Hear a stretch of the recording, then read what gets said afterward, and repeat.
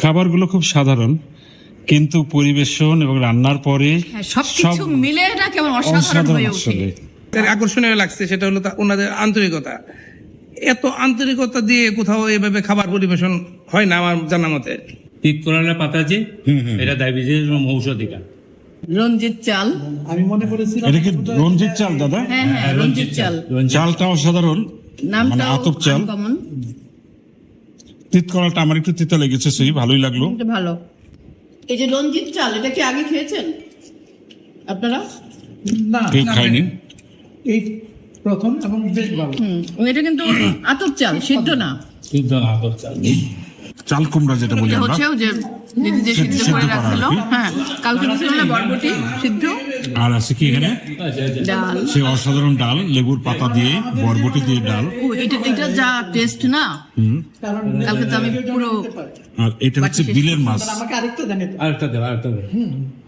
পাবদা। আমি পাবদা। আবার খাওয়া আর এটা হচ্ছে বড়া, ডালের বড়া। দাদা ভর্তাটা কি এখানে কি কি আছে? এখানে আলু আছে, আলু, কাঁঠালের বিচি আছে, টমেটো আছে, তারপর বরবটি। বরবটি। আর এই যে একটা পাতা দেওয়া হয়েছে, এটা এই পাতাটা এইটা হচ্ছে গিয়া তনি হোক মানা। আর দেলে ওই যে এখন যে আলা তুলসী পাতার মতো যে ওইটা মায়াং বানা। ম্যাঙ্গা বলছেন, উচ্চারণে অনেক পার্থক্য হবে। একটা পাতা ছিঁড়ে দিদি খান। পাতা খাবো? হ্যাঁ, এটা রুচিও বাড়াবে। তারপরে এটা কি ভাতের সাথে খাবো? হ্যাঁ, ভাতের সাথে সালাদ হিসেবে। আজকে ভর্তাটা খেতে পারো, ঝাল কম হয়েছে পাতা নেই। আর অনেক কিছু মিক্স করা তো। এই পাতাটা কেমন বলো? এটা না পুদিনা পাতা আছে না, সেটা ওই রকম স্বাদ। আবার তুলসী, মানে পুদিনা আর তুলসী দুটা মিলাইলে যেমন একটা ঘ্রাণ হয়, স্বাদ হয়, ওই রকম।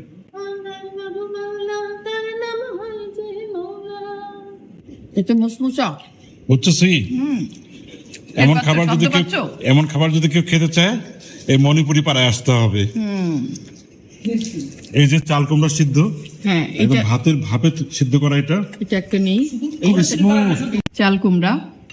অনেকে পেঁপে ভেবে ভুল করবেন না, এটা চাল কুমড়া। ভাত যে রান্না করছে দিদি, ওই ভাতের উপরেই এটা সিদ্ধ করা হয়েছে।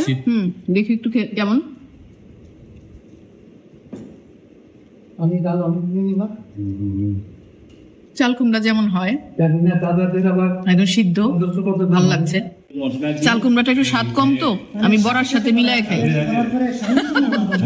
তার মতো লবণও দেওয়া হয়নি। হ্যাঁ, লবণও দেওয়া হয়নি, একদম মানে শুধু সিদ্ধ করা হয়েছে। ডালের বড়া, এটার মধ্যে জেনম পাতা আছে।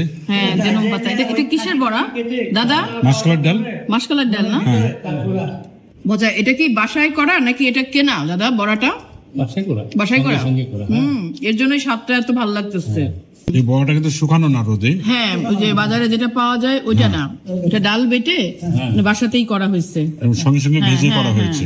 পাবদা মানে মাছ, এগুলো বিলের পাবদা মাছ, কিন্তু ভেজে রান্না করে। আমি দেখলাম, সেই খেয়াল করছো? আর হচ্ছে ওই যে কি পাতা জানো, আমি তো ভুলে যাই বারবার। জেনম পাতা। হ্যাঁ, জেনম পাতা। জেনম পাতা এইটা আছে।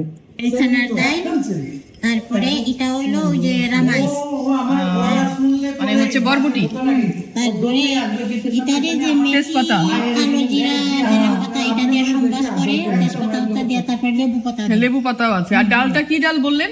তো ওই যে অর্ধেক ছানার ডাল, ছোলার ডাল। আচ্ছা, ছোলার ডালটা স্ম্যাশ করা, মানে আস্ত ডাল নেই। আমরা একসঙ্গেই খেলাম। এই দাদারা আজকে মণিপুরি হোমস্টে ট্যুরিজমের আতিথেয়তা নিতে আসছে। বিপ্লব রায় ঢাকা থেকে আসছে। প্লেট মোটামুটি খাবার শেষ, সবারই খাওয়া শেষ হয়ে গেছে।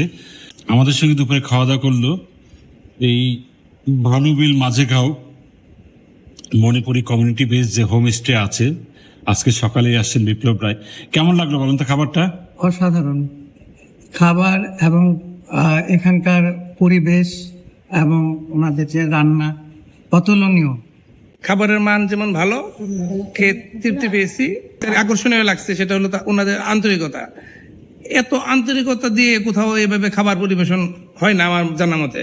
মানে মনে হচ্ছে কি বাসায়, কি মনে হয়েছে আপনার? হ্যাঁ হ্যাঁ, ওই রকম আর কি। আমার মনে হয় আমার বাসায় আমি নিজের টেবিলে বসে খাচ্ছি আর কি। তুমিও তো কয়েকদিন খেলা, আসলে কি মনে হলো তোমার কাছে? আমার কাছে তো মনে হয় যে মানে নিজের ঘরে বসে যেরকম খাই, মানে দাদা দিদি মনে হয় যে আমার নিজেরই দাদা নিজেরই দিদি। মানে আমার কাছে কিন্তু আরেকটা জিনিস মনে হচ্ছে জানো, কি? খাবারগুলো খুব সাধারণ কিন্তু পরিবেশন এবং রান্নার পরে হ্যাঁ, সবকিছু মিলে না কেমন অসাধারণ অসাধারণ হয়ে ওঠে। আসলে। যে এই রান্নাগুলোর মধ্যে কোনো পেঁয়াজ নেই, হ্যাঁ, রসুন নেই, রসুন নেই। আদা নেই, ঠিক আছে, কিন্তু তারপরেও অসাধারণ। স্বাদটা একে বেশি। ভেজও বলা যাবে না। ঠিক আছে, ভালো থাকবেন সবাই। আর অন্যদেরকে আসার জন্য কিছু বলবেন নাকি এখানে আপনার অভিজ্ঞতা থেকে? হ্যাঁ, আমি সবাইকে বলবো যে এইটা আপনার স্বাদটা আস্বাদন করার জন্য আর কি, এখানে এসে অন্তত একদিনের জন্য হলেও যেন সবাই আসে আর কি। এই যে দেখেন, ভানুবিল, মাঝেরগাঁও, আদমপুর বাজার, কমলগঞ্জ, মৌলভীবাজার, বাংলাদেশ আপনাদের জন্য অপেক্ষায় আছে।